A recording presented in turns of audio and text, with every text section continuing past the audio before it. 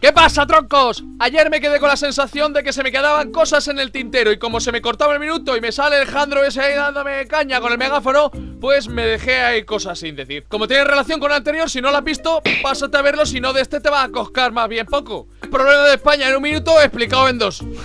Pero bueno, que vamos a turno. 2, 1, ¡tiempo! acción. Claro, lógicamente, al ver el vídeo anterior, enseguida se te pasa por la cabeza si hay algún dirigente político que quiera tapar alguna otra noticia. Es decir, con una noticia tapamos otra, ¿no? Las típicas cortinas de humo. Lógicamente, enseguida empecé a ver que absolutamente todas las noticias que hablaban del policía este de aquí eran iguales. Todas se centran en el Ministerio Fiscal y en el abogado acusador. Ninguno habla lo que ya os dije en el anterior.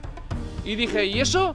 ¿No va a ser que haya algo que esté dañando realmente la imagen de Móstoles? Y efectivamente hay una noticia que es el del hospital de Móstoles que ha hecho bastante resquemor. El gobierno regional se ha planteado convertirlo en un centro de media y larga estancia. Claro, los de pago no, ¿verdad? El Capio no, pero el universitario sí, ¿verdad? Con fondos públicos. Y ha dado pie a tapar también cosas como esta. Un juez que se ha guillado por la patilla, absuelve 60 familias enganchadas a la luz ilegalmente. Eso no tienen que pagar. No vaya a ser que te quemen el BMW o aparezca en el río, ¿verdad? Mira, me voy a ir poniendo esto porque como algún juez me lea ahora mismo la mente, yo creo que me cerraban el canal. ¿Te has pasado del minuto, Tron? ¡Corta!